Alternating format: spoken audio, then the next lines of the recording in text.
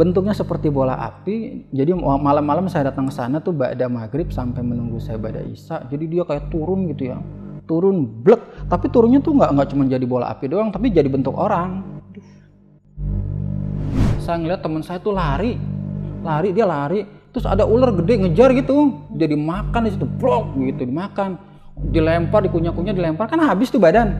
Tapi lucunya, ntar pas dia jatuh plok, satu potongan badannya itu berubah lagi jadi orang, utuh lagi, dikejar lagi.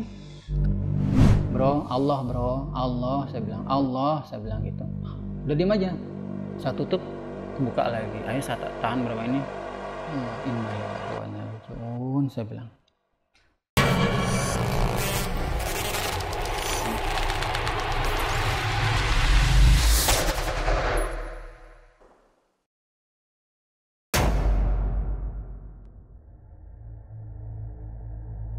Assalamualaikum warahmatullahi wabarakatuh. Balik lagi di Narasi Misteri sama gue Randy Mulya.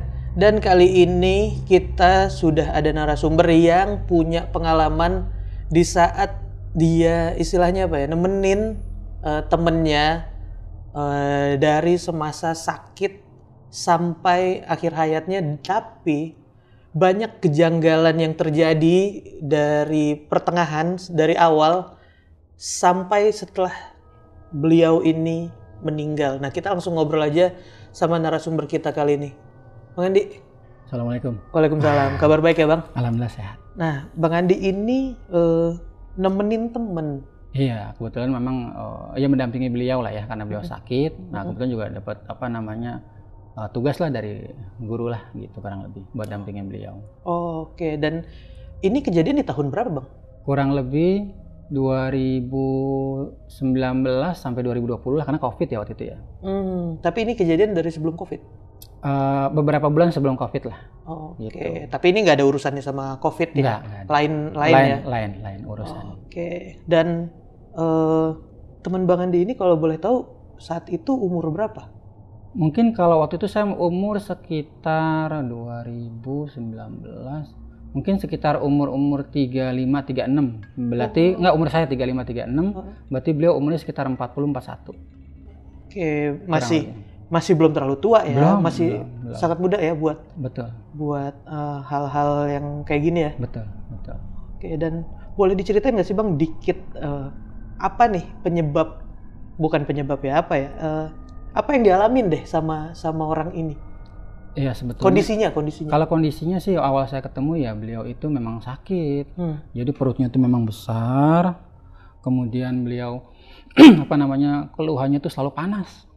Mau habis sholat panas, mau tidur panas, mau apa panas, selalu ngerasa panas. Bahkan mandi sampai tengah malam itu. Ada yang jam 11, jam 12, jam 1, jam 2, jam 3. Itu macam-macam tetap aja panas. Panasnya itu bukan panas biasa. Benar-benar kayak orang kepanasan. Makanya di rumah tuh cuma pakai ini doang. Jadi kadang kayak orang bugil gitu, cuma pakai celana sempak doang. Dan ini ada penyebab pastinya kenapa ini bisa terjadi ya? Ada. Nah, mungkin kita tahan dulu Bang ya. Dan teman-teman, kalian harus nonton sampai habis pengalaman dari Bang Andi yang satu ini, karena mungkin nanti di belakang baru bisa tahu lah semuanya kenapa ini semua kejadian ya. Dan kita kali ini sebenarnya mau disclaimer dulu lah kalau gua nih. Maksudnya ini kan Bang Andi nemenin temen ya. Betul. Tapi temen yang sakit ini bukan serta-merta mau membahas tentang apa yang dilakuinnya semasa hidup ya. Enggak. Tapi apa pelajaran yang bisa diambil dari kejadian ini. Betul. Dan ini Bang Andi yang ngalamin sendiri soalnya. Iya, saya ngalamin sendiri soalnya. Oke, nah tonton sampai habis gimana, jangan di skip ya teman-teman ya. Dan nanti Bang juga ada artwork yang digambarin sama timnya Narasi Misteri. Sosok apa yang dilihat dan seperti apa bentuknya, itu digambarin sama timnya Narasi Misteri dan nanti akan ada di video ini saat tayang. Betul. Nah, nanti Bang Andi bisa lihat bener apa enggak, sesuai apa enggak sama Bang Andi lihat gitu ya. Nah, buat teman-teman yang punya pengalaman pribadi, kalian juga bisa ceritain di Narasi Misteri. DM aja ke Instagramnya Narasi Misteri atau klik link yang ada di deskripsi di bawah. Kalau gitu kita langsung dengerin pengalaman dari Bang Andi kali ini. Karena di dunia ini bukan cuma kita yang nempatin.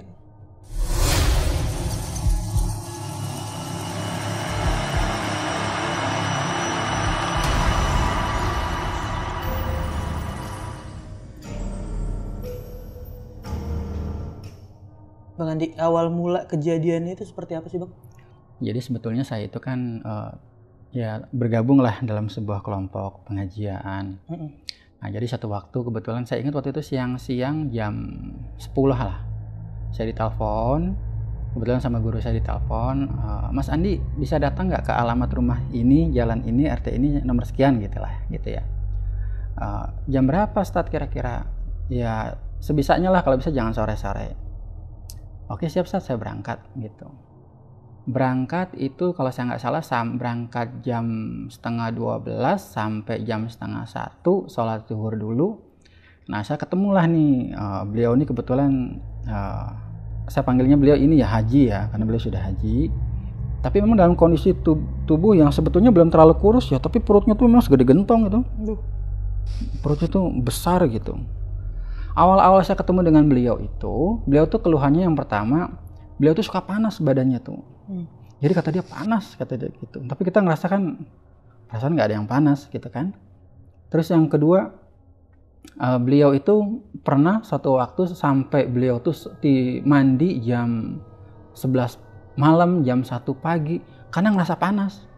Sholat tahajud, habis itu ngerasa panas juga.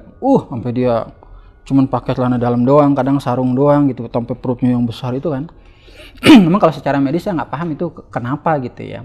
Tapi ujung-ujungnya seingat saya, dan saya menemani beliau itu ke rumah sakit di salah satu di daerah Bekasi. Itu perutnya tuh dibikin bolong itu. Dibikin bolong, terus dibikin kayak keran. Memang persis kayak keran gitulah gitu. Kayak keran. Itu 2 hari sekali tuh dibuka kerannya tuh, ntar keluar cairan warna putih kayak putih susu kuning gitu. Baunya tuh memang busuk lah gitu. Nah di situ pada saat saya datang ngobrol-ngobrol, beliau punya masalah pekerjaan, ekonomi, kemudian masalah keluarga, masalah dengan istri, masalah juga dengan kesehatan. Itu sudah kumpul jadi satu. Disinilah saya mulai 1 tahun tuh nemenin beliau itu banyak cerita, kenal baru tapi berasa bekasnya sampai sekarang. Bekasnya tuh sampai sekarang, kan itu sampai beliau meninggal itu, bahkan sampai sudah meninggal pun saya masih diinin beliau juga gitu. Nah jadi waktu itu Ustadz ngomong begini pada saat saya sampai ya, Mas Andi coba dilihat ini kenapa ini gitu, kira-kira ada goibnya nggak gitu. Saya lihat ada Ustadz, saya bilang gitu. Nah ini goibnya aja, enggak, goibnya ada, medisnya ada, tapi kayaknya teguran, tapi kok lebih ke azab ya Ustadz, saya bilang gitu. Kayaknya ada, saya bilang gitu. Akhirnya kita cobalah beresin dulu goibnya dulu ya. Ternyata goibnya itu saya lihat memang beliau ini, kenapa beliau suka cenderung panas sampai buka baju gitu ya. Memang rumah tuh nggak keurus, beliau tinggal di rumah bareng dengan istrinya, yang kemudian hanya bertahan 2-3 bulan, istrinya sudah balik ke rumah orang tuanya, dan beliau tinggal di situ sendiri. Itu memang rumahnya kotor, rumahnya tuh kotor tuh, nggak keurus sama sekali, sendirian, lampunya redup-redup begitulah ya. Itu memang yang saya lihat beliau tuh, tahu Banaspati nggak ya? Itu jin ya, orang Jawa mungkin tahu lah itu. Bola api gitu ya? Betul, bentuknya seperti bola api. Jadi malam-malam saya datang ke sana tuh ba'da maghrib sampai menunggu saya ba'da isya. Jadi dia kayak turun gitu ya, turun blek. Tapi turunnya tuh nggak cuma jadi bola api doang, tapi jadi bentuk orang. Bentuknya tuh orang, tapi kepalanya tuh api. Ada film apa namanya sih yang Ghost Rider, tahu Ghost Rider? Nah apinya seperti itu, tapi bukan tengkorak. Bukan itu, kalau Ghost Rider kan tengkorak. Ini dia api, warnanya tuh kuning seperti lampu petromak tapi agak terang sedikit. Itu dia, saya ngeliat kakinya gitu ya. Tapi posisi itu dia memang makanya kepanasan ya karena dipeluk gitu.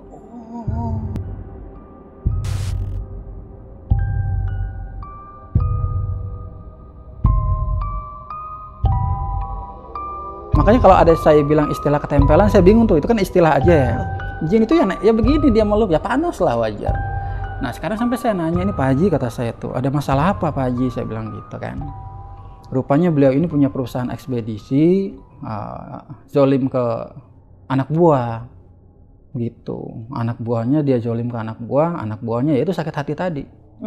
Dia dipecat tapi gajinya nggak dikeluarin. Gitu. Sesimpel itu. Tapi berasa sakit hatinya kan. Gitu. Nah ini makanya zolim ke orang tuh hati-hati. Nah karena orang kita nih lain. Di depan iya diem nggak berdaya, ya di belakangnya dikerjain kan begitu. Saya ingat kita beresin itu sampai beliau itu, kita ingat karena kita ada di kelompok pengajian, beliau ini sampai kita yasinin tuh. Jadi waktu itu ada arahan, jadi kita cari bambu rebung, tapi bambunya kalau saya tidak salah bambu kuning, sampai saya cari itu nanti dipotong, nanti ditumbuk, diperas, kemudian diminum. Hanya bertahan ya hanya hitungan minggu lah. Habis itu yang tadi perutnya kempes, balik lagi. Ini apa nih salahnya nih? Nah, tapi kita sambil santai, kita yasinin lagi, airnya kita kasih lagi ke dia gitu kan. Nah, satu waktu selepas kurang lebih 1 atau 2 minggu, beliau sehat dalam artian begini, beliau nggak lagi ngerasa panas, jadi berangsur-angsur dia turun. Nah, panasnya udah selesai, udah mulai tuh dia muka yang kelihatan pucat, kemudian bibirnya nih pecah-pecah, kayak orang kurang vitamin begitulah ya, pecah-pecah. Lidahnya tuh yang saya lihat tuh putih gitu kan. Pak Haji, cobalah, masa saya kan ini goibnya udah diberesin, coba ini medisnya gimana perjalanannya, saya bilang gitu. Karena bagaimana juga jangan selalu goib terus kan. Yes. Nah, ini harus diperhatikan dulu medisnya nih, berapa kali nih, berapa dokter yang sudah dikunjungin. Ternyata medisnya memang tetap ada, betul ada. Tapi dalam perjalanannya alhamdulillah satu yang dikabul sama Allah itu, dia itu goibnya udah selesai. Karena kalau itu jujur aja ya, itu kalau sholat itu letak gitu, kencang itu turunnya itu. Jadi kayak genteng pecah gitu. Nah, di situ udah agak tenang tuh. Udah agak tenang, pokoknya satu beres. Yang kedua, kita baru tahu kenapa nih kita sebut azab tadi ya. Bukan ujian sih, bukan teguran, malah saya lihat ini berdekat ke azab. Beliau itu kan nempatin rumah. Ternyata rumahnya itu sengketa. Jadi rumah warisan tapi diaku sama beliau. Oke. Gitu. Masih ada hak-hak yang lain. Masih ada hak-hak yang lain. Yang waktu itu beliau ngomong gini, manggil saya kan bro, kata dia gitu. Iya, kata saya gitu. Tolong bantuinlah, doain supaya rumah ini laku, kata dia gitu. Lagi ngezikir gitu ya, ngezikir. Udah tenang aja, laku nih, saya bilang. Nanti yang beli, ini saya lihat kok orang, saya bilang ini keturunan Chinese lah, saya bilang nanti yang beli, saya bilang gitu. Laku tuh. Tapi satu waktu, ini rumah dia bukan ya, kok hati saya nggak plong gitu. Nggak plong sama sekali itu tuh. Ini rumah dia bukan ya. Tapi saya abaikan tuh, saya abaikan. Jadi berarti kan posisinya 1-2 minggu beliau sehat, kemudian jual rumah, beliau pindah tidak jauh dari situ. Di komplek perumahan yang lain. Beliau beli perabotan rumah segala macam lah gitu kan. Beliau ngontrak lah jatuhnya. Sampai beliau bilang ke saya tuh, lu mau apa bro, kata dia gitu. Lu pengen motor kan, kata dia gitu. Yuk, kata dia gitu. Tapi saya lihat kok ini kayaknya nih uangnya kurang pas ya. Misal kayak kurang pas gitu saya ininya. Ini uang kok rasanya gimana gitu. Biasanya buat siapapun yang ya ibadahnya rapi, hatinya baik, kadang Allah tuh beri sinyal-sinyal tuh sebetulnya. Ini kurang pas nih, ini kurang bagus nih, ini harus menghindar nih gitu kan. Nah, kadang-kadang kita ngeh dan tidak ngeh tuh dengan sinyal itu. Satu waktu saya biarin lah gitu kan. Saya biarin. Dalam perkembangannya ke depan, saya menemani beliau tuh ke dokter. Bahkan beliau tuh sampai divonis COVID. Tapi lucunya begini. Waktu itu kan musim corona ya. 3 kali kunjungan ke dokter, sekalinya negatif, yang keduanya positif, yang ketiganya negatif. Kan lucu nih ya, berarti kan ada yang berubah nih. Tapi yang menariknya pada saat menerima yang kedua ini, beliau itu kan saya ajarkan ini ya, memperbaiki ibadah lah gitu bareng-bareng gitu ya. Coba bro, lo kan udah gua ajarin nih, masa saya nih kita minta ke Allah supaya gimana caranya ini yang kertas yang udah negatif ini bisa keluar jadi positif. Saya bilang ini kejadian luar biasa loh, ini beneran nih, saya nggak dibuat-buat. Waktu itu posisi kita pakai mobil saya antar berdua bareng sama istri.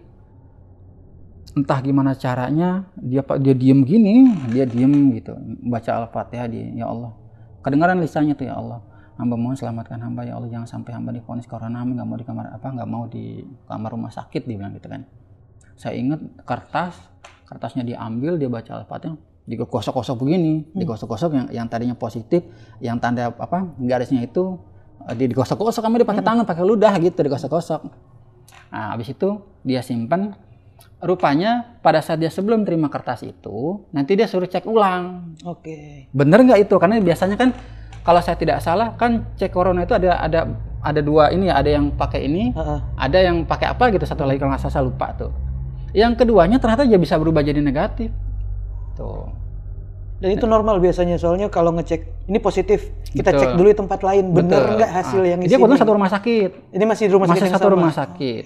Dalam artian bukan berbicara soal kesaktian, tapi kalau kita ini kan biasa tipe orang yang kalau udah kepepet kan baru ke Allahnya. Baru minta tolongnya. Baru minta tolong ke Allahnya. Nah di situ dia mulai yakin. Dia mulai yakin. Setiap saya ngomong apapun, dia yakin dia mau ngejalanin. Nah ini yang paling penting nih, gimana ngerubah tauhid ini supaya yang selalu berpikir goib ini dikembalikan dulu jalurnya supaya benar nih gitu. Kita kembali lagi deh. Selesai dari rumah sakit, ternyata kondisi ada hal yang dalam satu kondisi tertentu dia bilang begini, bro, gue ini kan sakit, kata dia. Gue ini nikah selama kurang lebih sekitar hampir 20 tahun, gue belum punya anak, kata dia gitu kan. Gue mau cek ke dokter tapi gue takut. Kalau gue subur, istri gue nggak subur, gue khawatir mental istri gue kena. Kalau ternyata istri gue subur, guanya enggak, gue yang kena mental. Bisa nggak kira-kira lo bantu? Kata dia gitu kan. Nah, jadi kita posisi bingung nih. Ini kan, lu udah ke rumah sakit belum? Coba kontrol, saya bilang gitu. Belum, nggak berani. Kalau lu lihat gimana? Kata dia gitu.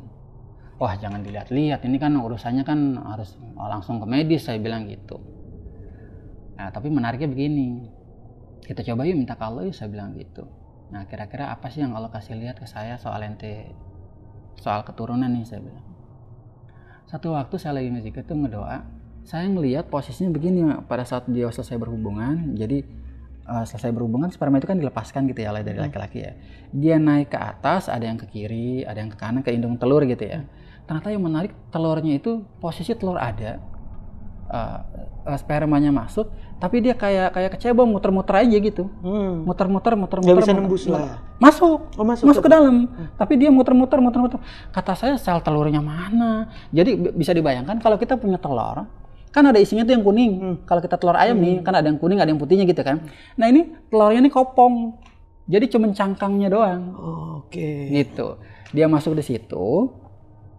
Bro, gimana ente mau jadi? Saya bilang gitu. Ente punya istri, sel telurnya nggak ada isinya. Saya bilang gitu, bahasa saya. Masa sih? Kata dia gitu. Nggak percaya? Cek yuk. Dicek.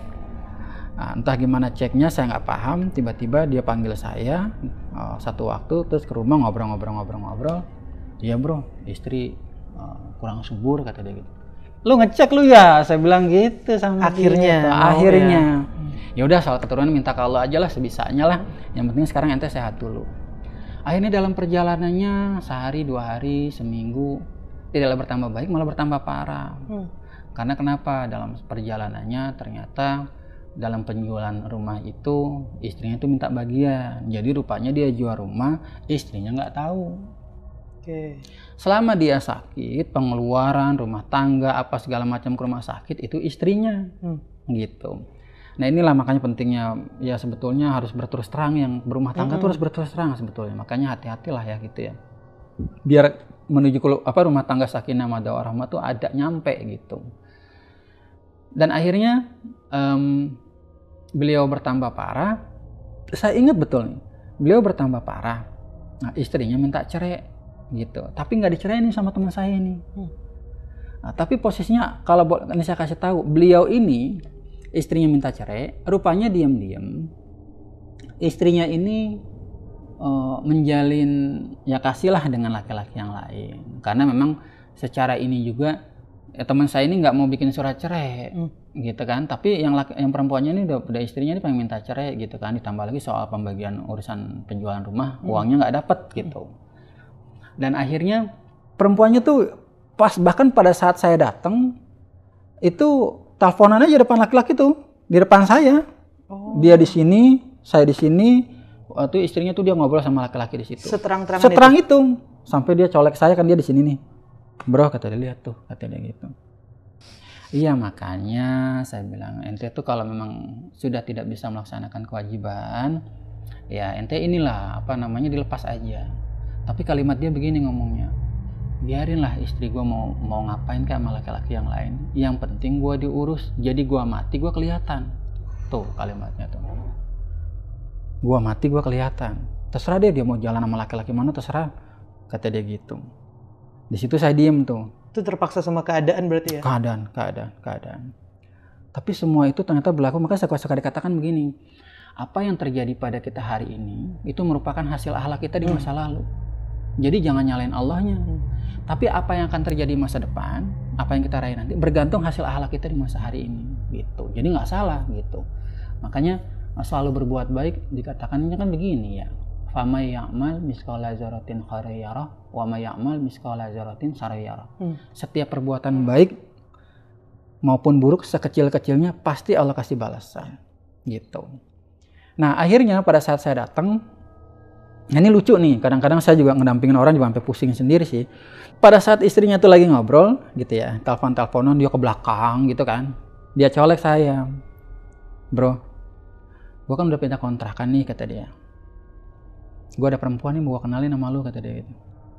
Mau kenalin gimana nih, saya bilang, ente lagi sakit kok kenalin perempuan, saya bilang gitu kan. Ya dia kan udah gak mau sama gua. Nanti kalau perempuan ini memang suka sama gua ceraiin dia. Jadi gua ada yang ngegantiin, ada yang ngurusin gua, kata dia gitu. Oh gitu, yang mana orangnya? Ikut gua yuk, kata dia. Keluarlah kita kan pakai mobil. Dia ajak ke pom bensin. Ternyata operator pom bensin. Tuh perempuannya bro, kata dia gitu.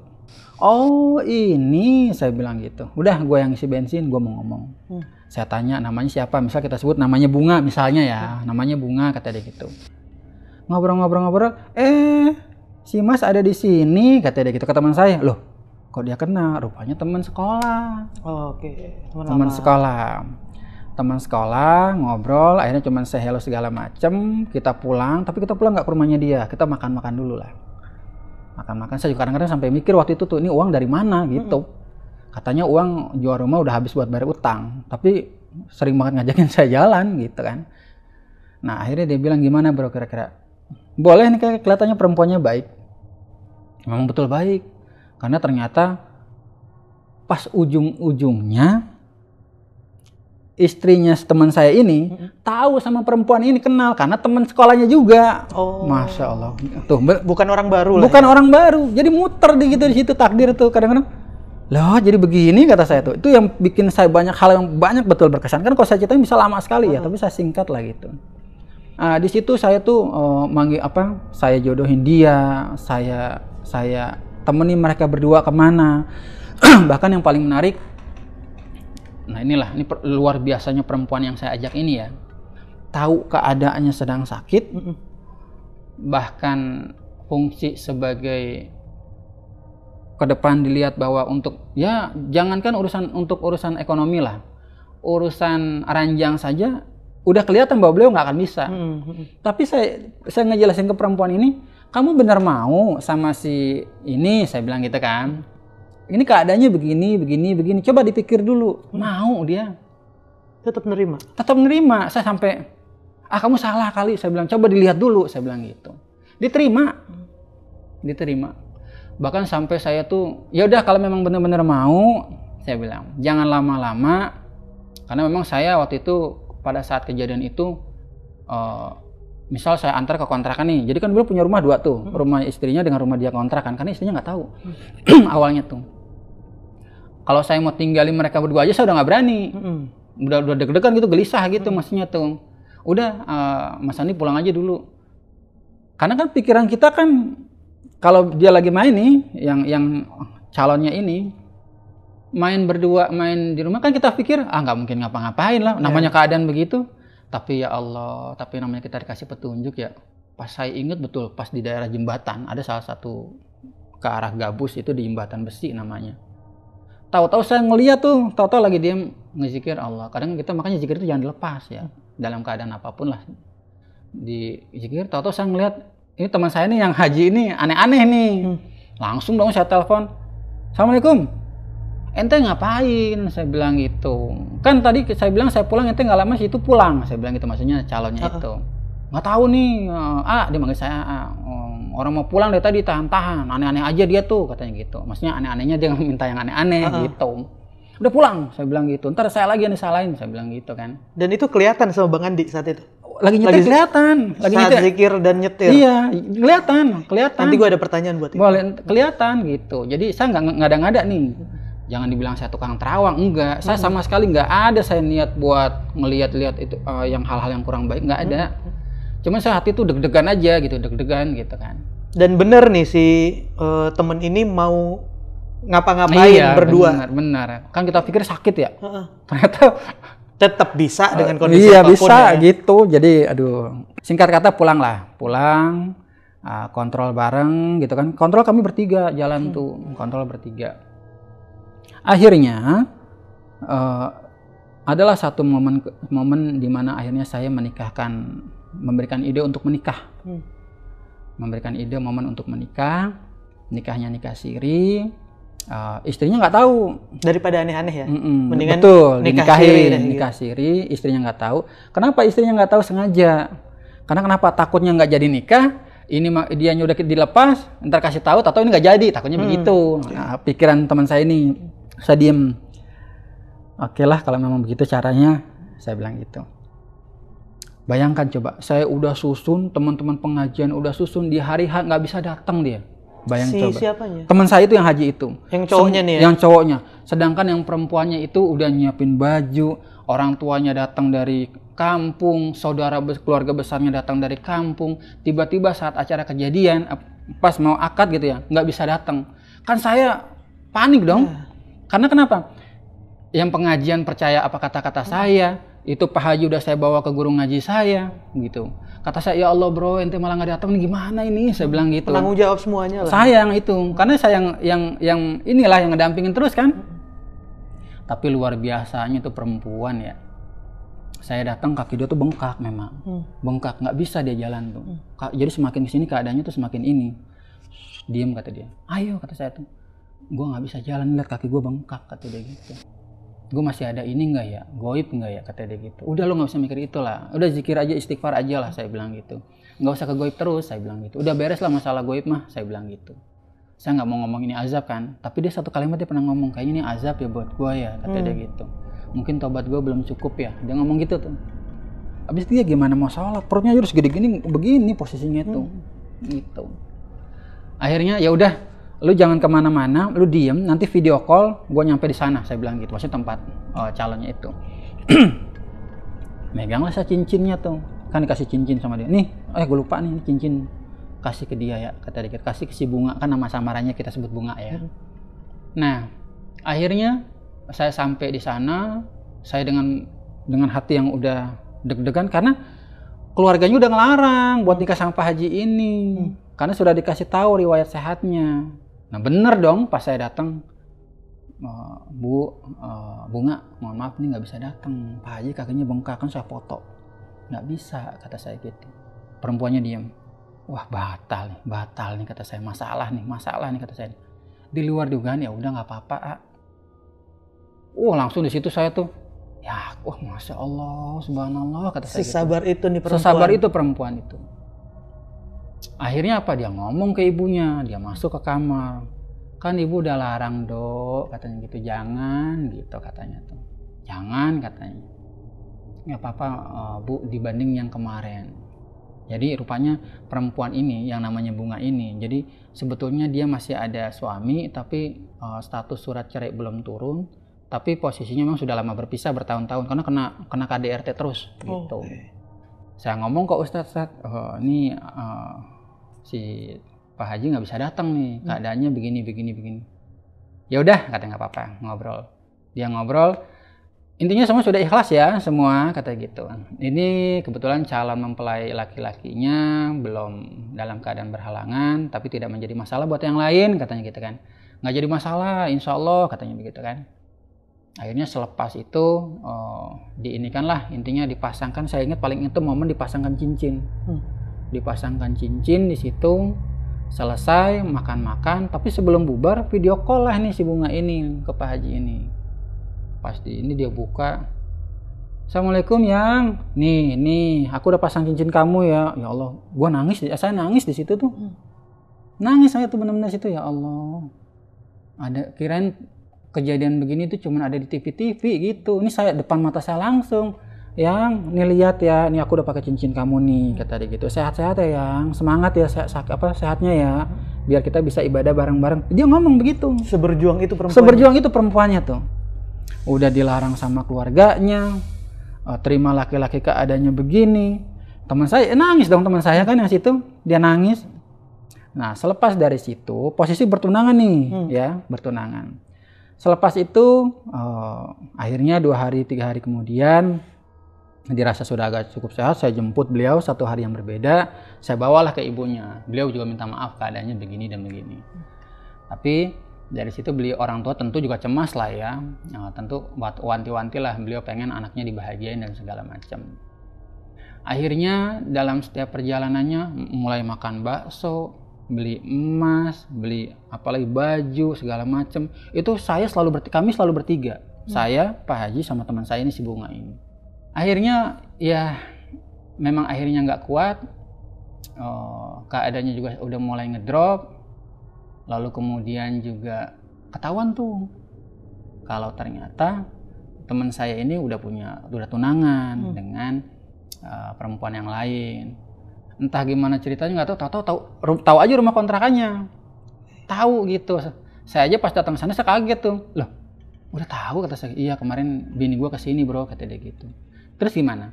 Ya dia mah nggak jadi masalah, cuman gue suruh beresin utang-utang. Selama gue nggak kerja, gue sakit, kan dia yang ngeluarin uang. Belakangan uang yang dikeluarkan istrinya itu dari laki-laki yang dekat sama istrinya. Tuh gitu. Yo, perjalanan hidup tuh yang selama ini kita pikir selama kuliah, selesai lulus kuliah, semua hidup rasanya kalau nggak selepas angka 1, angka 2, angka 3 normal begitu kan. Ternyata nggak begitu. Banyak, bahkan di luar sana mungkin banyak yang ceritanya lebih bombastis lah. Nah saya balik lagi nih, ini kalau saya cerita ini terkenang, saya nggak akan pernah lupa seumur hidup tuh. Karena berkesan, kenal baru berasa sampai sekarang. Akhirnya satu waktu karena nggak kuat, beliau tuh posisi sebelum masuk rumah sakit, beliau posisi sudah sangat ini juga. Jadi kalau saya suruh zikir itu dia begini, bro zikir bro, panggil Allahnya, Allah, Allah, Allah, saya bilang gitu kan. Aduh Allah, aduh capek nih, capek. Musik. Oh, dia ngomong gitu. Kok musik? Gua capek, bosen kata dia gitu ke saya tuh. Ya udah. Kita dengerin musik aja apa salawatan. Enggak, gua mau musik kata dia gitu. Oh ya udah, diputerin lah. Dia ketiduran. Kan saya mau pulang tuh. Pas mau pulang, jangan pulang lo. Lu mau pulang lo ya, kata dia gitu. Kok dia tahu nih orang, kata saya gitu. Gua pulang dulu, anak bini gua nungguin, besok pagi gua kesini. Lu bohong, entar lu tinggalin gua, kata dia gitu. Ya udah zikir aja. Ini gua zikir ya. Allah, Andi tuh. Dibecandain sama dia. Andi tuh. Jangan begitu, saya bilang gitu. Namanya ngasih tahu orang ya, udah sakit begitu. Jangan begitu. Masa mau manggil Allahnya begitu? Capek nih, kata dia gitu, capek. Lu janji ntar kayak kemarin mau datang, tau nggak jadi datang. Kan ada kerjaan guanya, tapi gue pasti datang. Bang, bisa bayangkan nggak? Satu hari itu bisa 30 kali lebih dia nelfon saya. Istri saya aja sampai marah-marah itu. Sampai pernah saya kadang kalau inget itu nyesel juga ya, baru ngerti gimana memang mendampingi orang sakit itu butuh kesabaran. Jadi buat yang ngedampingin orang tua sakit, anak sakit, saudara sakit, keluarga sakit atau siapapun lah, mudah-mudahan teman-teman Allah berikan pahala yang besar ya dengan kesabarannya itu. Saya pernah marahin dia tuh, lu nggak ada kerjaan lain lu selain nelfonin gua, kata saya gitu. Tiap hari kerjanya nelpon mulu, saya bilang gitu, karena saya udah pusing tuh diteleponin. Nggak biarin gua teleponin lu kesal sama gua nggak punya teman lagi, kata dia gitu. Siapa teman gua sekarang? Kan lu suruh ustaz, suruh dampingin gua. Pas bawa nama ustaz saya langsung di hati gitu. Astagfirullahaladzim. Iya gua kan lagi makan, jangan diteleponin mulu dong, saya bilang gitu. Lebih-lebih dari orang pacaran dia. Oh, masya Allah deh pokoknya Satu waktu kondisi dia sudah sedemikian parah itu yang dibilang Allah, Andi. Saya feeling nih umur nggak lama lagi dia nih. Dia sakit itu bang, nggak ada satupun keluarganya yang mau nengok dia, karena sudah dibuang. Gitu. Karena balik ke perebutan yang tadi sebelumnya. Betul, di belakang ya. Iya, beliau itu kalau saya tidak salah beliau punya adik laki-laki. Terakhir dia itu ngomongnya tuh memang serampangan ya ke adiknya itu. Karena saya baru tahu pada saat beliau masuk rumah sakit adiknya itu cerita begini. Mas Andi, kira-kira kalau seandainya kakak saya sembuh nih, saya bakal disantet nggak ya? Noh, lah kok ente ngomong begitu? Saya bilang, ini keadaan lagi sakit, kok nyanyinya enggak. Habis kata dia pernah ngancam saya, kalau gua sehat ntar gua santet lo sampai mati. Tuh, kata saya ini ada hubungan apa ya keluarga ini ya gitu. Jadi pada saat inilah, karena beliau tuh kalau ketemu sama saya bang, senyum aja itu kayak, tau, karena kita punya presiden yang senyum mulu tuh. Nah beliau juga begitu, senyum aja. Jadi nggak kelihatan tuh marahnya, nggak kelihatan. Senyum aja, dikatain nggak ini, senyum aja. Ya senyum aja. Akhirnya saya carilah tuh kakaknya tuh. Kita kembali lagi ke belakang. Saya cari tuh kakaknya, ketemulah kakaknya perempuan. Saya ngobrol baik-baik, saya perkenalkan, saya ini namanya Andi. Kebetulan saya sudah beberapa bulan ini menemani Pak Haji ini, saya bilang gitu kan. Beliau juga sudah punya tunangan, namanya ini, saya ceritakan semua tuh. Saya berharap karena saya hanya sebagai teman, tentu keluarga juga yang menjadi wajib kan untuk mendampingi beliau. Ternyata ngomongnya apa? Udah gini aja, saya nggak bisa nemenin, udah Bang Andi aja. Ngomongnya ke saya tuh, loh kok begini? Saya bilang tuh, udah berapa biayanya per hari, saya bayar, kata dia tuh. Waduh, kata saya tuh, tambah mumet saya tuh, tambah mumet. Tapi demi Allah saya nggak menyesali ini. Dari sinilah saya mulai banyak belajar sabarnya. Sabar melihat kehidupan gitulah, gitu ya. Wah nggak benar. Udah gini aja, nanti saya sambungkan ke adik saya yang laki-laki yang ketemu tadi ngomong di rumah sakit tadi. Nanti ngobrol dengan dia. Udah bawa aja ke rumah sakit katanya gitu. Wah kacau nih. Dibiarin bertele-tele pasti meninggal nih saya bilang nih.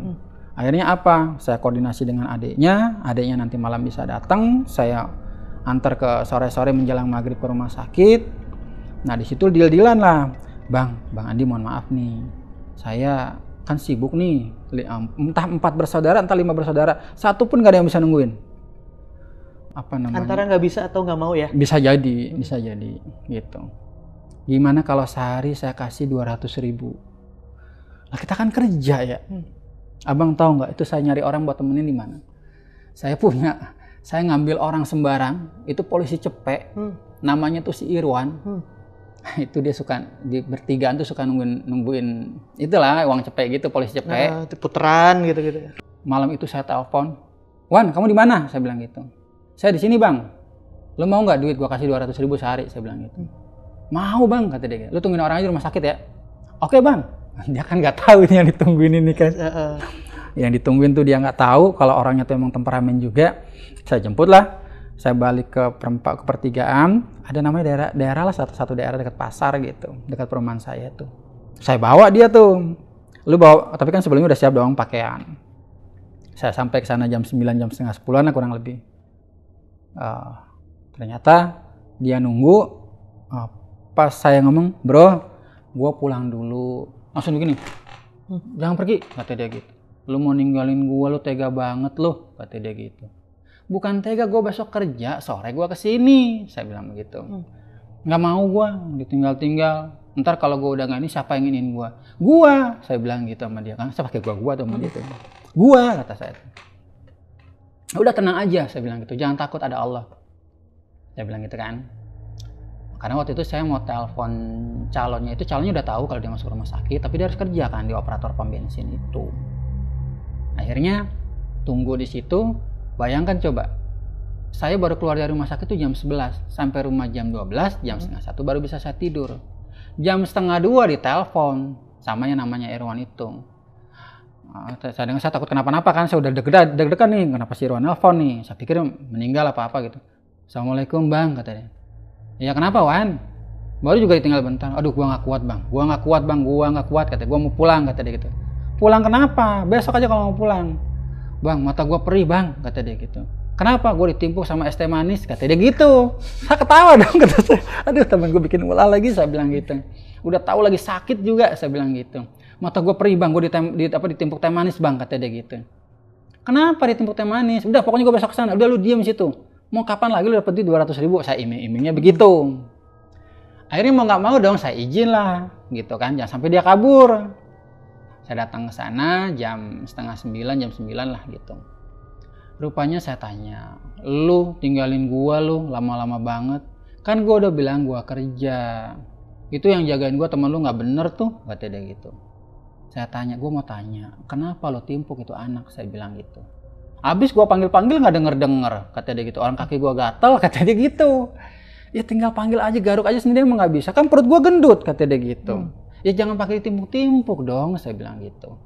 Udah tenang-tenang. Akhirnya yang ngejaga ini cuma bertahan 4 hari, selebihnya udah nggak kuat. Akhirnya saya berembuk lah sama Ustadz. Akhirnya dapatlah 2 orang buat ngejagain. Ini Ustadz yang tadi nyuruh guru saya, betul, nyuruh yang ngebantuin tunangannya, yang bantuin ngaji. Itu bilang guru saya tadi.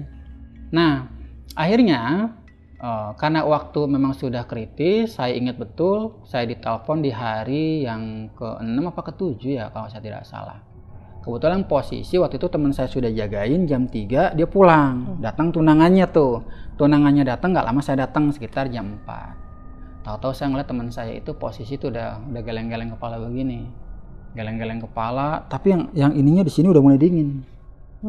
Udah mulai dingin.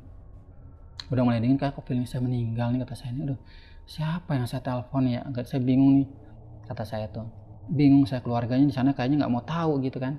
Ternyata bener jam 4, jam 4:30 kurang, pas saya lagi sibuk telepon gitu kan keadaan si beliau ini ke keluarga Pak Haji ini, saya ditarik di sini karena saya posisi nggak ada begini, ditarik. Kenapa? Itu tuh, katanya gitu. Pak Haji, katanya gitu. Kenapa? Saya bilang gitu. Tahu-tahu posisi pas sudah selesai ini, tahu-tahu udah gitu. Jadi nganga gitu, Allahu Akbar, kata saya tuh. Aduh, kamu kenapa manggil saya? Kenapa kamu nggak bimbing? Saya bilang gitu, takut, kata dia gitu. Astagfirullahaladzim. Jadi bisa kebayang nggak tuh pusingnya saya tuh, ngurusin ini, nelfon ini segala macam, sedangkan tunangannya takut. Bro, Allah, saya bilang gitu. Udah nggak ada suara. Udah meninggal. Itu masih ngap-ngapan juga? Enggak, udah nggak ada. Udah berhenti. Bro, Allah, saya bilang, Allah, saya bilang gitu. Udah diem aja. Saya tutup, buka lagi. Akhirnya saya tahan berapa ini. Ya Allah, innalillahi wa inna ilaihi raji'un, saya bilang. Saya diam di situ tuh. Akhirnya saya telepon lah, nggak lama, saya tunggu sekitar 3 menit lah, nggak lama. Saya telepon keluarganya. Bu, saya mau menyampaikan kalau adik ibu yang bernama ini sudah meninggal. Innalillahi wa inna ilaihi raji'un. Yaudah tolonglah Mas Andi diurus aja, kami terima aja di rumah. Allahu Akbar. Ini nggak ada yang mau ke rumah sakit, saya bilang gitu. Ya kamu semua nggak ada yang mau ngurusin. Nggak ada yang mau datang. Ya Allah, kata saya tuh. Ini kok sampai sebegininya, saya bilang gitu. Ya kita urus lah. Waktu itu kalau saya tidak salah habis ambulans segala macam, entah 2 juta, entah 3 juta gitu. Saya lupa. Dibawalah ke rumahnya itu. Dibawa ke rumahnya, dimakamin, dingajiin, dimandiin. Nah ini yang menariknya nih. Dia meninggal waktu itu kan posisi sore, dimakaminya baru besok kalau saya tidak salah. Tapi yang saya lihat pada saat dia masih dimakamkan di situ ya, di rumahnya itu, kok saya ngeliat ini misalnya kepalanya nih, ini maaf jenazahnya. Tapi kok saya ngeliat kepala itu ada dia gitu. Lah, kok ada si Pak Haji, kata saya, apa ini rohnya, apa ini jin korinnya, apa nih, saya bilang. Maksudnya gimana di kepalanya? Jadi kan jenazah, di kepalanya dia tuh ada yang duduk, tapi menyerupai dia.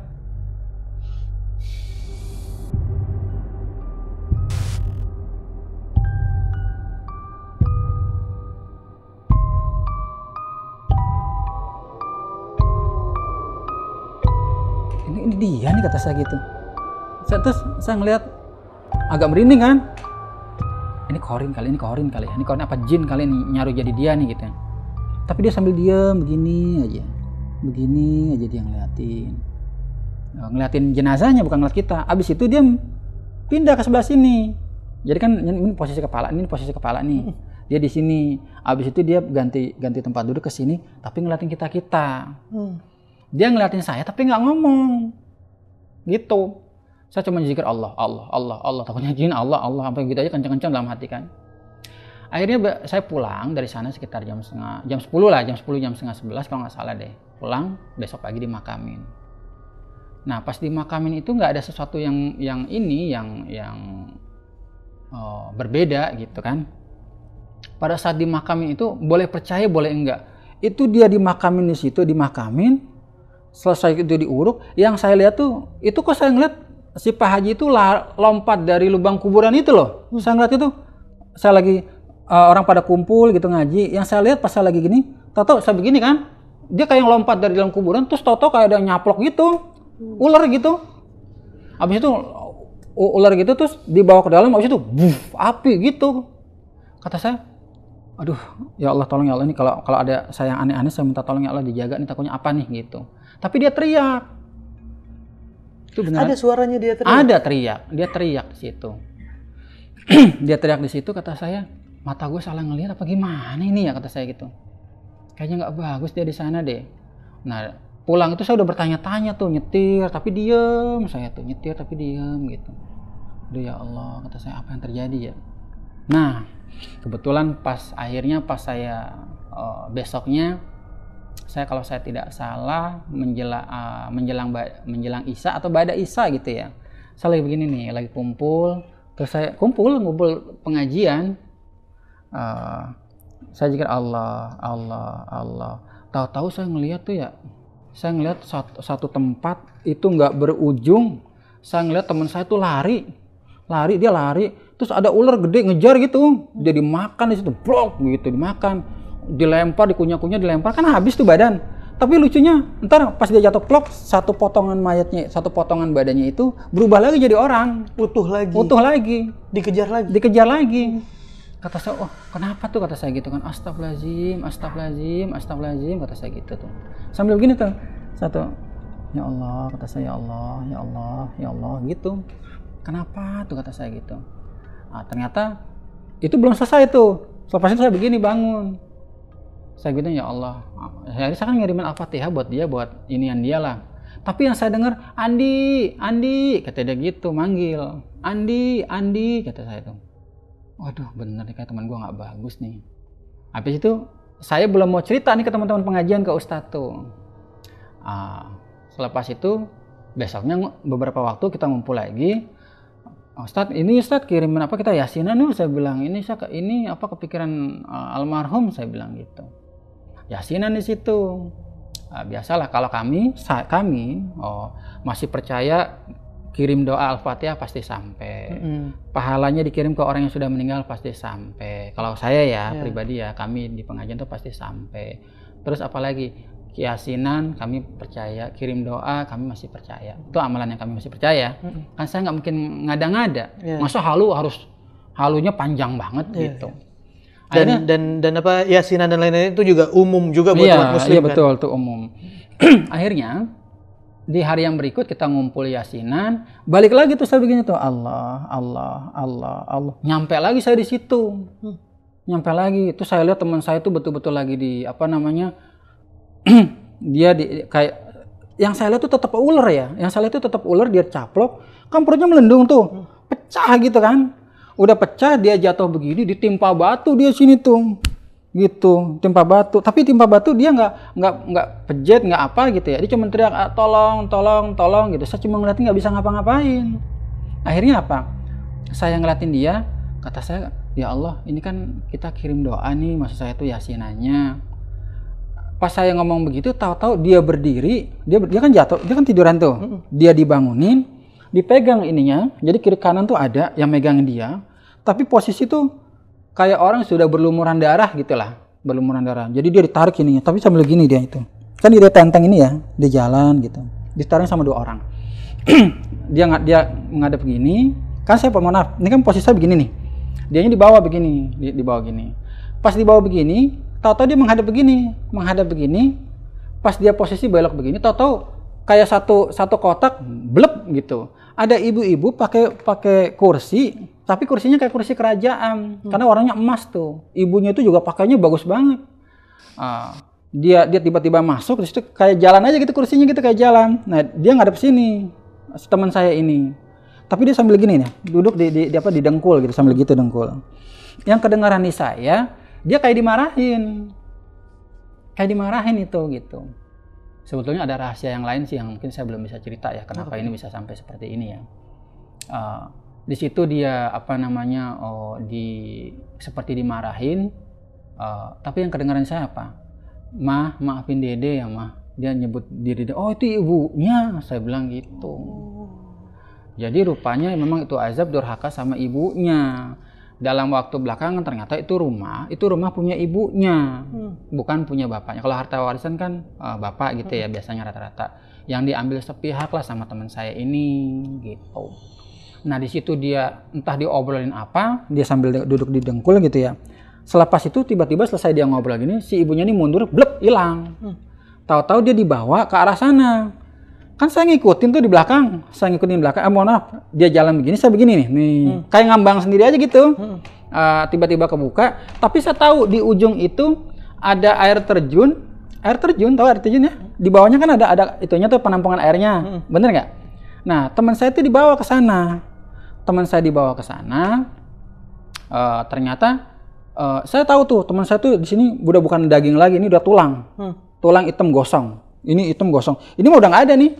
Ini tapi perut masih besar. Masih tapi segini. Okay. Tapi segini. Tapi yang saya heran, kok dia masih bisa hidup gitu maksud saya tuh. Dipegang sama dua orang ini, dilempar lah kok kubangan air terjun itu. Dilempar dia, kan saya nungguin tuh. Kok dilempar ya kata saya gitu. Saya nungguin aja tuh kolam tuh. Ditungguin di kolam, tahu-tahu nggak berapa lama ada yang bangkit dari orang bangun laki-laki. Dia bangun dari kolam air terjun itu, dia bangun begini, tapi sambil terus kayak gitu ya, kayak iklan gitulah gitu. Ya, ngibas rambut gitulah gitu. Kata saya ini orang kok ganteng banget, saya bilang gitu. Tapi yang lucu lehernya kayak jadi lehernya panjang, tapi proporsional gitu dengan badan. Bukan leher panjang kayak jerapah. Tapi dalam hati saya tiba-tiba, itu teman kamu katanya gitu. Loh, kok teman saya bilang, bukannya dia disiksa di itu terus dilempar ke sana. Cuma saya ngikutin tuh, dia jalan gitu, tapi jangkung gitu. Saya kan tahu teman saya ini kan bisa dibilang orangnya mukanya biasa aja, tapi di situ dia ganteng mas, bang, ganteng deh itu. Tapi saya tahu akhirnya kasih tahu itu teman kamu katanya, si ini, bin ini katanya gitu. Nah dia keluar, terus dia nengok ke saya, senyum dia ke saya tuh, bro kata dia, loh ini lo, saya bilang gitu. Perawakannya emang dia? Bukan, sama sekali berbeda dengan dia di dunia. Berarti seolah-olah mukanya beda orang nih? Beda, semuanya beda. Tapi yang sama apanya coba? Senyumnya itu yang saya nggak bisa lupa. Karena dia senyum. Ini lu bro kata saya. Iya kata dia gitu. Ini gua alhamdulillah kata dia gitu. Allah beri gua ampunan kata dia gitu. Kok bisa sih saya bilang? Ini beneran saya bilang gitu. Iya benar kata dia. Sini kata dia gitu, sini. Dia duduk, jadi rumput hijau, air terjun itu segala macam ya. Bro, sini kata dia gitu. Saya duduklah di sampingnya. Saya mau nangis tuh kalau ingat itu, nggak seumur hidup nggak akan merasa lupa tuh. Bro, kata dia gitu. Makasih ya kata dia gitu. Udah selama ini udah banyak bantu kata dia gitu. Sampein makasih gue ya buat Ustadz katanya. Ustadz saya dibawa tuh, sampein ya makasih gue buat Ustadz kata dia. Saya diem aja tuh. Iya kata dia gitu. Udah lu di sini aja, nggak usah balik lagi kata dia. Loh. Terus kalau gua nggak balik anak bini gua gimana? Kata saya gitu kan. Oh iya ya kata dia gitu. Ya Allah. Ya udah selamat ya. Kalau memang akhirnya lu tempatnya di sini, saya bilang gitu. Jangan lupa ya doain gua kata dia gitu. Emang doa nyampe? Saya bilang gitu. Saya sampai ngomong gitu tuh. Emang doa nyampe? Nyampe kata dia gitu. Oh. Ya udah saya pamit kalau gitu. Jangan lupain gue ya bro, kata dia gitu. Iya, assalamualaikum, waalaikumsalam. Nah dari situlah saya saya cerita tuh ke teman-teman pengajian. Diem aja, nggak ada ngomong-ngomong teman-teman tuh. Karena tahu gimana saya tuh ngedampingin beliau. Yang tadi suasananya ketawa apa segala macam, diem, suasana hening. Makan mah makan, tapi suasana hening, diem. Mungkin berpikir kali ya persiapan buat akhirat ya. Ini ada yang menarik nih. Kenapa saya percaya banget sama pengiriman doa? Waktu itu begini, waktu beliau masih hidup, dalam posisi sakit gitu ya, saya kan nanya, Dia ngomong, bro, posisi orang tua gimana ya bapak, katanya gitu. Wah, gue kurang tahu, saya bilang gitu. Soalnya gue mimpi bapak gue tuh nggak dapat kubur, nggak dapat siksa kubur, tapi kok kayak ngegantung di atas, kata dia gitu. Oh gitu, kata saya. Iya, gue mimpi, kata dia gitu. Oke, kalau gue kirim doa nyampe nggak? Yaudah kita coba aja yuk. Saya pernah tuh kayak gitu tuh, nyoba aja yuk. Rupanya saya bisa ngelihatnya tuh waktu itu lewat mimpi. Jadi dia membacakan Al-Fatihah, tapi kan saya nggak lihat-lihat tuh, kita yakin aja sama Allah lah. Akhirnya malamnya itu saya mimpi, malam itu saya ngeliat bapak-bapak lagi jalan. Jalan tapi kelihatannya antara jalan atau jalan cepat gitu. Bukan lari ya, tapi jalan cepat, tapi dia keringetan. Terus tiba-tiba, Assalamualaikum, kata saya tuh. Itu bapak itu perawakannya kulitnya hitam gitu. Bapak ngapain? Saya bilang gitu. Wah, saya capek dek, saya jalan capek saya, kata dia gitu. Bapak ini siapa? Saya orang tuanya si ini. Si ini tuh yang dimaksud tuh teman saya, si Pak Haji ini. Oh, tiba-tiba pas lagi ngobrol, tau-tau kayak ada cahaya gitu, jatuh tuh, blek gitu. Cahayanya tuh pertama cahaya, lama-lama hilang. Itu berubah jadi, yang saya lihat berubah jadi sepeda, celana bahan, sama baju kemeja. Oh, itu udah datang tuh, kata dia gitu. Datang. Ya itu, kata dia gitu. Alhamdulillah, kata dia. Makasih, katanya gitu. Dipakailah sepedanya, sepeda ontel, sepeda tempo dulu. Sama sama baju, sama celana bahan.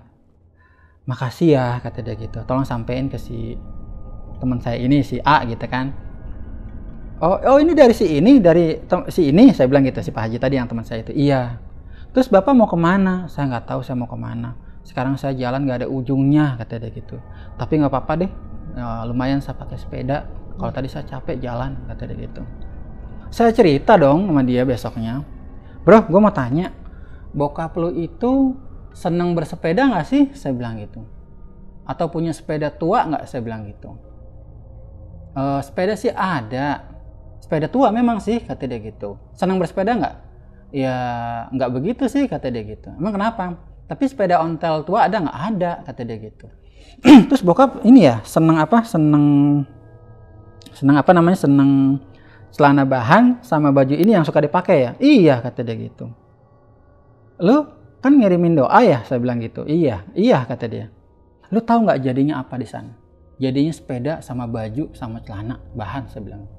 Dia diem tuh. Beneran ini, kata dia. Ya Allah, masa ya gue bohong, kata saya gitu. Demi Allah gue nggak bohong, itu yang gue lihat, saya bilang gitu kan. Masa Allah, kata dia gitu. Ya udah lu rajin-rajin aja doain itu bapak lu, kata saya bilang gitu. Bokap lu tuh berarti bener ya, keadaannya kurang bagus ya. Ya minta aja ke Allah lah, saya bilang gitu. Yang penting itu lu udah gue ceritain tuh kayak begitu, kata dia gitu. Nah disitulah saya kan dulu pindah dari Bandung ke sini, saya nggak percaya gue begitu. Saya nggak percaya tahlilan, saya nggak percaya kirim doa itu sampai. Tapi semenjak kejadian itulah berubah semua penilaian saya. Oh, itu dia kenapa Bang Andi dari tadi beberapa kali klarifikasi buat percaya tahlilan apa enggak gitu. Karena sebelumnya Bang Andi orang yang nggak percaya itu. Nggak percaya saya nggak percaya. Ternyata doa itu sampai. Jadi buat yang suka tahlilan, udah terusin, saya dukung. Jangankan gaib ya, yang doa aja sempet nggak percaya dulunya. Iya betul, saya nggak percaya saya tuh. Karena saya waktu pindah sebetulnya dari Bandung ke Bekasi 2017, saya tuh punya ibu angkat di daerah Bekasi. Beliau tuh sering betul mau kasih saya rompi, kasih gesper, dikasih amalan-amalan. Tapi entah kenapa nolak waktu itu. Yang terima malah teman saya. Saya nggak mau, hati batin saya tuh udah nolak gitu. Nah itulah sekelumit kisah yang sebetulnya saya rangkum, tapi kalau saya detailin tuh sebenarnya bisa panjang tuh. Panjang ya. Karena nemenin si beliau ini nih Pak Haji ini setahun.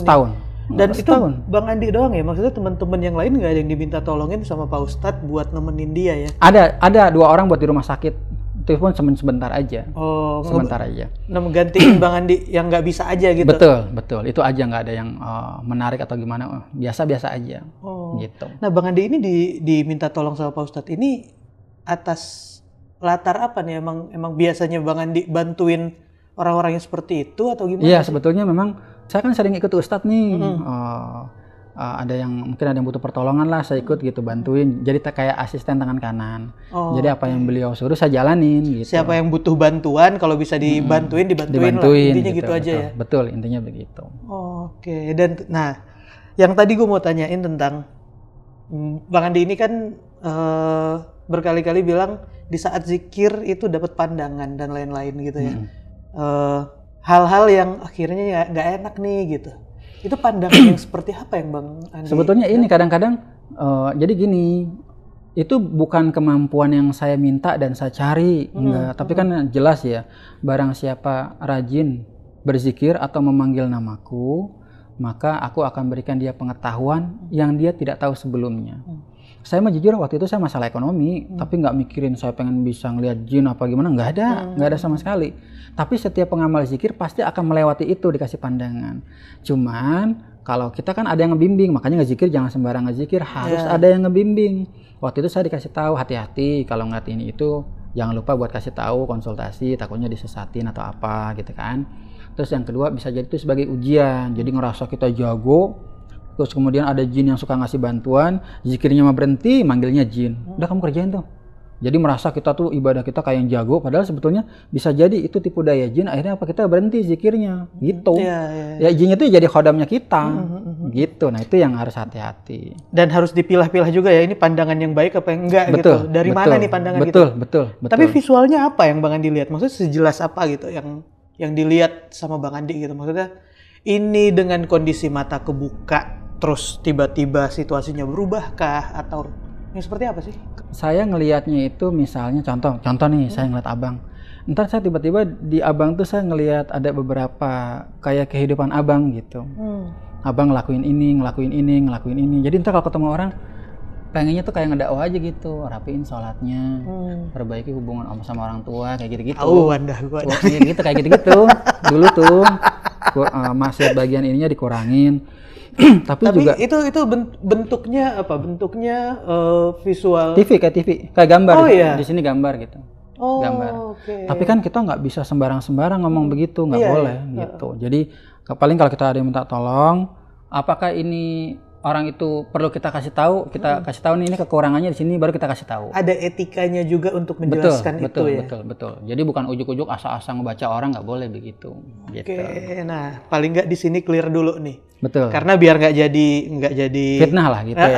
Betul. Dan jangan juga zikir biar bisa dapetin ini gitu. Karena zikir tujuannya kan ke sana ya. Betul. Jadi saya takutnya malah disalahpahamin sama yang nonton nih. Gue zikir biar gue bisa kayak gitu. Karena tujuannya bukan itu. Bukan itu. Karena zikir ya zikir aja. Betul. Ya. Karena Allah aja. Gitu. Dan balik lagi ke almarhum nih Bang.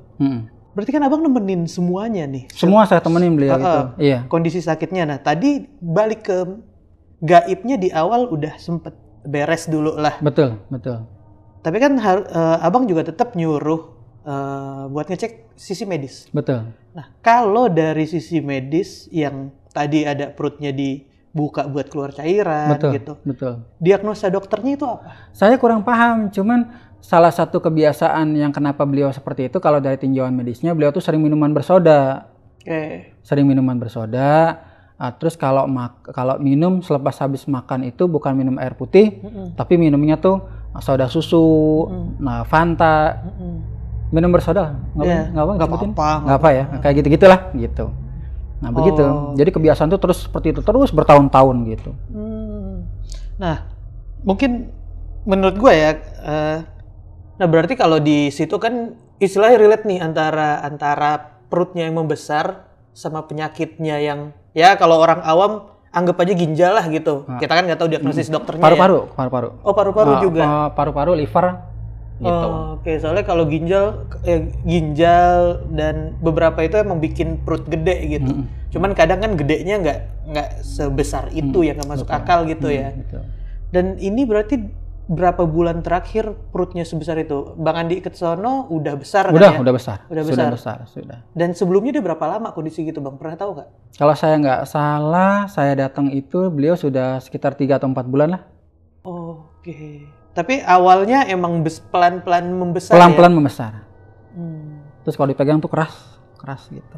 Berarti hitungannya penyakitnya ini ya kalau cuma setahun berarti termasuk cepet lah ya prosesnya itu. Meninggalnya maksudnya? Sampai meninggal gitu. Iya. Oh, nyiksa banget. Karena itu bikin nafas juga agak karena kalau tidur tuh nggak bisa kan dia begini.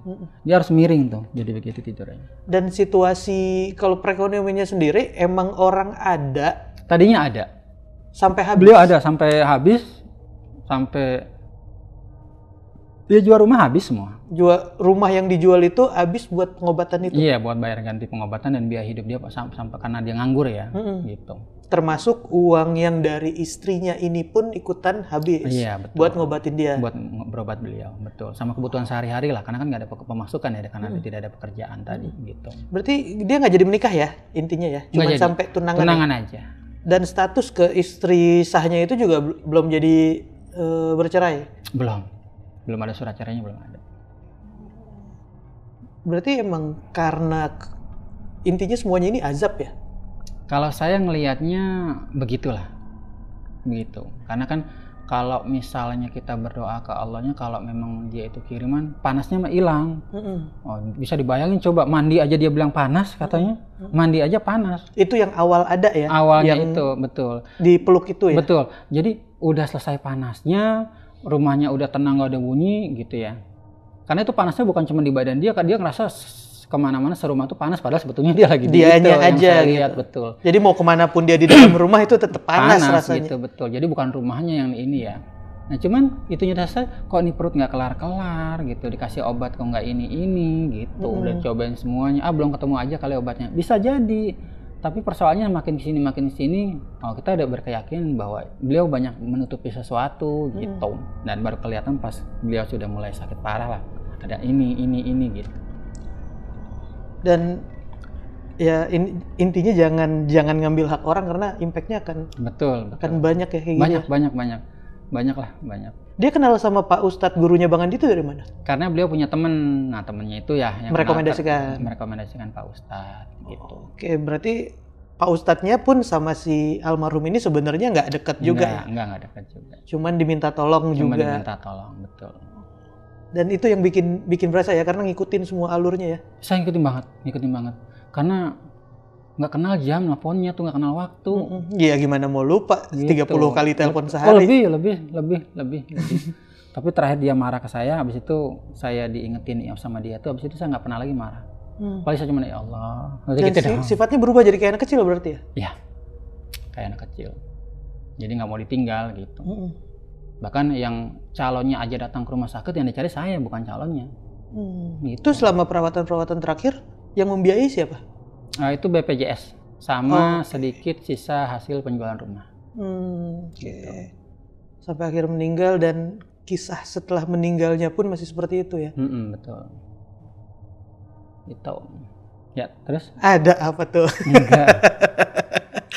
Nah, berarti ini selesai sampai ini pun begitu di saat dia sudah meninggal, gambar visual yang masih Bang Andi dapat seperti terakhir seperti itulah. Habis itu sudah nggak ada lagi. Itu kayak di saat dia masih hidup juga visual yang didapat. Iya, begitu saya ngelihat itu pengalaman yang saya nggak akan bisa lupa itu.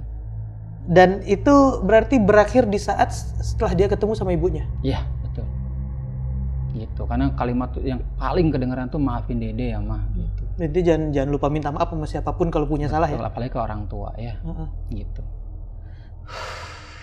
Nah, mudah-mudahan nih teman-teman bisa ambil pelajaran dari apa yang dialamin sama Bang Andi.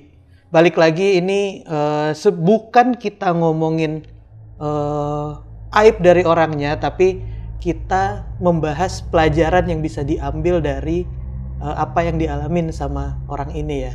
Dan mudah-mudahan ini bisa diterima sama teman-teman, diambil sisi baiknya, dan kalian juga bisa tulis aja di kolom komentar apa yang dialamin sama Bang Andi. Bang Andi, makasih banyak ya. Sama-sama. Udah mau ceritain pengalaman yang satu ini. Sama-sama. Sehat-sehat terus. Amin. Mudah-mudahan banyak teman-teman juga yang masih bisa dibantuin lah. Amin. Apapun itulah sama Bang Andi ya. Amin. Dan buat teman-teman yang punya pengalaman pribadi, kalian juga bisa ceritain di Narasi Misteri, DM aja ke Instagramnya Narasi Misteri atau klik link yang ada di deskripsi di bawah. Dan terima kasih banyak yang udah nonton sampai habis. Semoga ada hal baik dari video yang satu ini karena ini beda banget dan banyak banget sisi positif yang bisa diambil. Kalau gitu gua Randi Mulya pamit, ngewakilin Bang Andi pamit. Karena di dunia ini bukan cuman kita yang nempatin,